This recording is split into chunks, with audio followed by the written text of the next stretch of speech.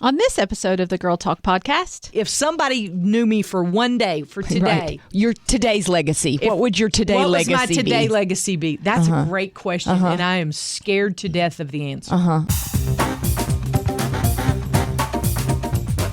Hello there. You're listening to the Girl Talk podcast, brought to you by our friends at Fox Toyota of East Tennessee. My name is Carol. I'm Kelly. I'm Tricia. And we're glad you're here today. Thank you so much for joining us. What is your legacy? Woohoo! That's a deep question.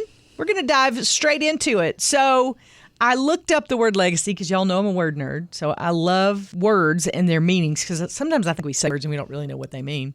Or at least I do. Truth. Or we make up words. I love making up words. Inconceivable. Yeah. I love making up words. But legacy, as defined by Webster's Dictionary, a gift by will, especially of money or other personal property. But that's not what we're going to talk about today. We're going to talk about what kind of legacy are you leaving for those in your life. And don't turn this podcast off if you don't have kids, because I don't have nothing to do with it. That was kind of ugly, wasn't it? Did I say that ugly? I didn't mean it ugly. It's not about your kids. All right. Okay. It's not about your kids. So I think we need to start with, because I had never really given this much thought, to be honest with you. But I think as I get older, I think of it more. So I think we need to start from the place of, what do you want your legacy to be? Like when you look at your life, what do you want people to say? Okay, that was her legacy. One of my favorite things, this sounds so weird, is to go to a funeral. I think funerals are so powerful because you hear the person's legacy and you see their legacy. I'm not saying I'm cheering for that, but when I go to a funeral and I see people standing up and saying what this person meant to them and how this person changed them. And it to me, it is one of the most powerful things. And I so wish that we didn't wait until people were passed on before we stood up and said what they mean to us. Yeah. And I wish we could do that. I know birthday parties sometimes get into that, but really it's so powerful to hear people coming together and talking about the legacy of knowledge, love, support, encouragement, faith that this person left them with. So that I often will leave a funeral so inspired, thinking what I want people to say at mine. Right. And I know that might sound silly, but No. I think it's so powerful to think about it like that. Yeah. Well, and I think that you hit on a very good point. What do I want people to say at mine? And I think part of that is writing that ahead of time and writing down your own testimony. You know, there's all kinds of tools out there that you can get online and other places that will help you kind of write your own testimony. But if you think about, you know, what do you want people to say at your funeral? And then you write down some of that stuff about how God has worked in your life and how God has moved in your life, then those people who are talking at your funeral also have stuff to say, that some of that internal stuff that is about why you did the things you did, not just the things you did. I think what you're speaking to here, because y'all know I'm not a planner. I'm working on it. I'm getting better at it, but I'm not a planner. I'm a fly by the seat of your pants kind of girl. Creative. Yeah, I'm very creative. But what I think you're saying here is that when you're in those moments of like, what do I want people to say about me? If you give that thought and prayer and time to just kind of marinate on that, what you're doing is kind of working backwards from that idea and putting a plan in place to actually do those things. Yeah. If you want to be known for, you know, your blessing, if you're let's just say you're hospitable and you, whenever someone dies, you take a casserole to someone's house, then nobody's going to say that about you if you never did it. You always wanted to. I thought about it. Yes. Like, they're not going to make stuff up if you're an actual jerk. They're not going to make stuff up about you. Yes, When you die and go, yes, she was actually not a jerk. She was wonderful. Lovely. Live like you're dying. Oh, there's a song about that, right? Yeah, absolutely. Oh, yeah. Live like you're But want I a think legacy. that's kind of what a you're bull speaking. named Fu Manchu. Sorry. I think that's kind of what you're saying is like work backwards and put a plan in Yes. place to Right. actually do that. Yes. Yeah. Because I think one of the things that where this breaks down is I think we all want to be known for some of the same things. We all want to be known for our love for God. We all want to be known for, sharing the gospel. We all want to be known for the way we encourage others. But if we work backwards from that, what are we actually doing in a practical sense on a daily basis to make that happen? Do you remember that song that came out, I don't know, 2005, 2006, something like that, by Nicole Nordeman that was called Legacy? Oh, yeah. I'm sure we played it here. I think it was a lot longer than that. But. Well, whatever it was, it felt like it to me. So I wrote down some of those words because when you said we were going to talk about legacy, that was the first I started singing because that's what I do. That's music. the creative in me. So here's some of the lyrics from that song. She says, "I want to leave a legacy. How will they remember me? Did I choose to love? Did I point to you enough? To make a mark on things, I want to leave an offering. A child of mercy and grace who blessed your name unapologetically. And leave that kind of legacy. I just want to hear you say, well done, good and faithful one." Yeah. Do we point to Christ? Do we let our lives be a reflection of Him? And do we point others to Him, or is it all about our own glory and fame? Yeah. That's an excellent point. Yeah. Good exercise. Good questions. Yeah. So how do you put a plan in place for all that to happen? Well, I think daily. I think I know, daily, right? So this for me was kind of like an aha moment because as I was thinking about this episode and coming up with some thoughts to kind of guide us, I was thinking about like what are the daily, because I've been on this journey because I'm a terrible planner and I'm trying to get so much better at it. And I ordered this planner that helps you plan things so that you can be a planner, right? But not for just the sake of planning. What I found is that even though I am a creative, if I will put some structure in place, I am able to be more creative more frequently because the details of whatever I need to get done, I keep on a daily basis. And I look at my week and go, okay, this worked, this didn't work. And I can look at those things. So what are the practices that we put in place in order to live out the legacy that we want to get to at the end of our lives, which we don't know when that is. So, Well, that's a good point. And I do think it starts like what Tricia said earlier with thinking about your own funeral and what comes after that, of meeting Jesus face to face, or actually probably what's come before that. But you've met Jesus face to face. What do you want Him to say about you? And how does that line up with how your life is now? And doing some real hard reflection, because I think if all of us really stopped and thought about that, God would point out some holes in our lives and the things that we're not doing. Lovingly. So I have to tell y'all, we had this thing with our church where you did a spiritual, I think it was called a spiritual gifts inventory or something like that. It was, but anyway, what it did was you listed out your spiritual gifts, and then somebody who knows you well, which is my teenager, right? She filled it out for me. Oh boy. Like how she thought I was doing on. Don't ever do that, by the way. that seems like a rough idea. If you'd like to borrow my teenager so she could tell you, but I was like leveled at the end of that. She was like, oh man. But it wasn't so much critical things. It was just, this is how I see your priorities from someone who is the closest person to you.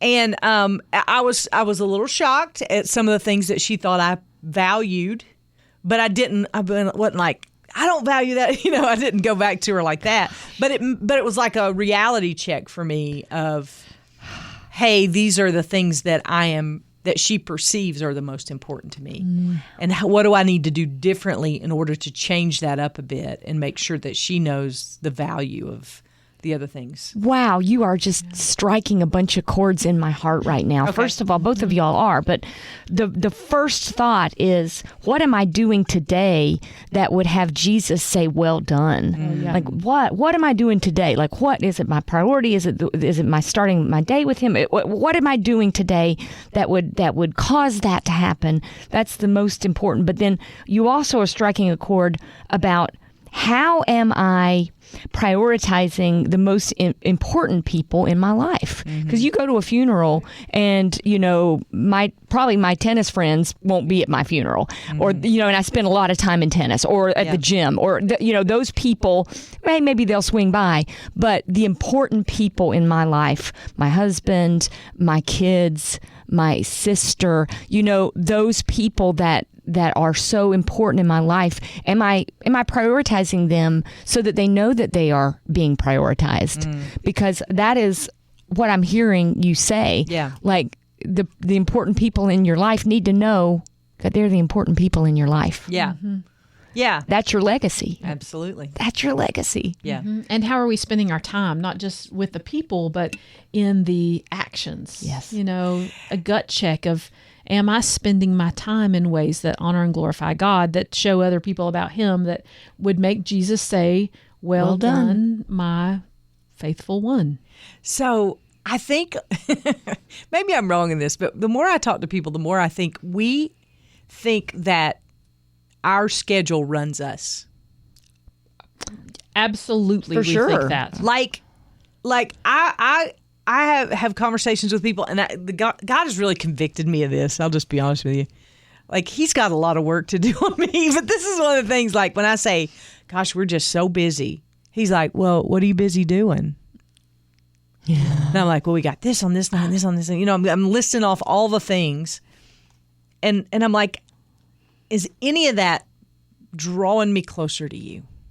And I'm sad to tell you that most of it is not. Most of it's running and doing stuff, And so I've been forced to ask those hard questions of myself, like, what am I doing to feed into this? What am I doing because our schedules don't just happen to us. You are the gatekeeper of your schedule. It's choices. Yeah. And you are choosing. And so I've tried to not say I'm just so busy anymore. I've tried to use that word choosing, and it's hard to do. Like somebody says, gosh, you look tired. I wouldn't say I'm choosing to run like a chicken with my head cut off, Yeah. Instead of saying I'm so busy, because I'm so busy sounds like we're important, and we're important. We kind of validate ourselves through that instead of being intentional about the things that we spend our time on, and knowing that our schedule doesn't run us, but we run our schedule, and we're making a lot of choices that aren't building us up, and aren't refreshing us, and aren't, I don't know, that's just me. Well, and the flip side of that too is, if we have not chosen wisely, we might as well go ahead and say, Jesus, I chose not to spend time with you today. Oh boy. Wow. My son, Yow! She's my meddling. son, I but it's chose true. not to make you a priority in my life, and I chose to do XYZ instead. Yeah. So let's go to the end of that. How many people are going to stand up at your funeral and say, man, she was the best unpaid Uber driver ever? Like, she was the best. She would take people places like nobody's life has changed because of that, Yeah. And so I think you can do the opposite of what do you want people to say, but what are you doing? What would they say if somebody knew me for one day, for today? Right. Your today's legacy. What would your today legacy be? What would my today legacy be? That's a great question, and I am scared to death of the answer. Oh yeah. Because then you have to come face to face with your choices. Yeah. I heard it said like this: you're never going to find time for the important things. If you want time, you have to make it. Yeah. You have to choose it, is another way of saying that. And I have to choose it. And there are all sorts of things I can do. And, watching Chopped on the Food Network is not going to be helping my today legacy any. And I think a lot of the choices that I make are for self-pleasure. Do you know what I mean? It's interesting you mentioned that. Yeah. Because I was just thinking, because there's nothing wrong with watching Chopped. Not one thing at all. Kind of fun show. But here's what I do, and maybe I'm the only one who does this, but when I think of because I was thinking about this morning, when somebody says, if somebody were to come to me and say, you have a complete day off, what are you going to do? You have a whole day. I would spend my whole day trying to fill myself back up with things that aren't making me more godly or more, I would probably watch Chopped. Or right now I would watch basketball. I would read a book.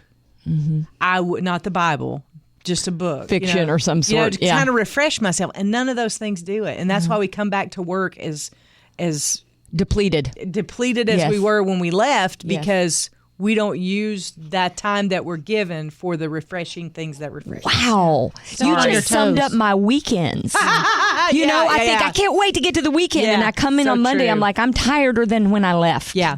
Because I was trying to fill a void with like little self-pleasurable things. Yeah. Wow. Okay, this is good. And none of that Convicting, is building my legacy the way I know. want it to be built. Oh, it's Right? building a legacy, but is it the legacy I want built? Yeah. And I think it's helpful to ask other people in your life, but you have to be ready for the answer, because the answer is not going to be what you think it's going to be.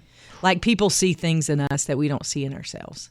And people see deficits that we don't see. We all have blind spots. Yeah. And but you got to be ready to hear that. You can't get offended. You can't get mad. If you truly ask the question and you want to know, and then you take that before the Lord and say, Lord, help me with this, because I don't see it and I wasn't aware of it, but it's evidently a big thing. Because that's what it was when I got the results back. I was like, oh man, I thought I was doing better than that, and I wasn't. But I had to spend some time with the Lord over that and just say, how can I change this or shift or make sure that I make the most of this time when I have. It's reevaluating those priorities. And the older I get, the more I do that. I don't think I thought about it very much at all when I was younger, but now I think about it all the time. Like, what needs to shift today so that I can be available for what God wants to do? Or what do I need to stop doing? Like, stop it.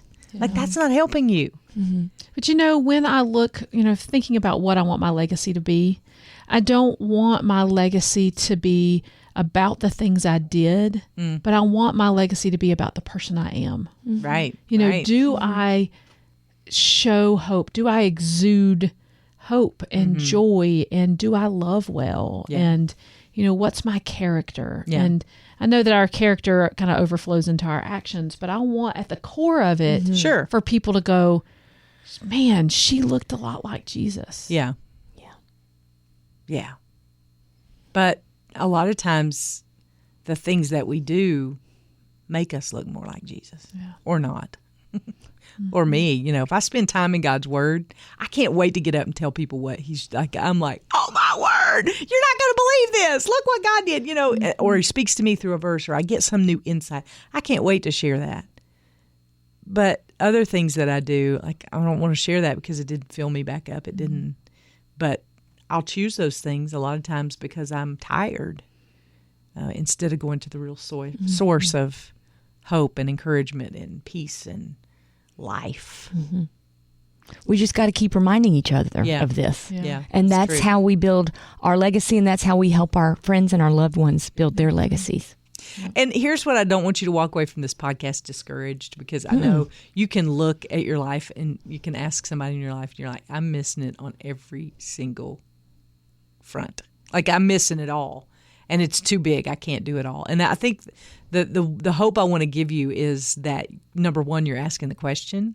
Mm-hmm. That's the first step. That's the first right step. Awesome. And the second step is to just ask the Lord, what is my life going to be about at the end of it? And how do I get there from here? And what do you want to do through my life? Because that's why He's gifted you. And those are some of the, we talked about spiritual gifts not too long ago.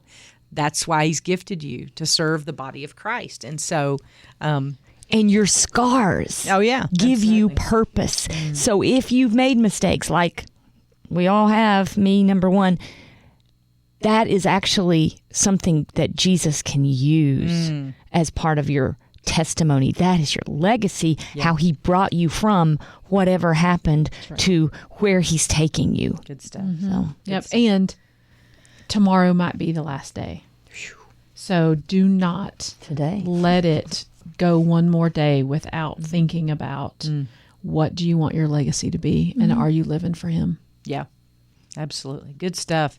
Lots to think about. We'll put some of these questions in the show notes so you can go back and revisit them, maybe even journal about them, because I know They go by kind of quick when we're talking about them, but we'll put those in the show notes. Want to say a big thank you to our friends at Fox Toyota of East Tennessee. Man, where would we be without them? We could not do this each and every day. So what a legacy Fox Toyota is leaving. I know it. We love you, folks. You. Appreciate you so much.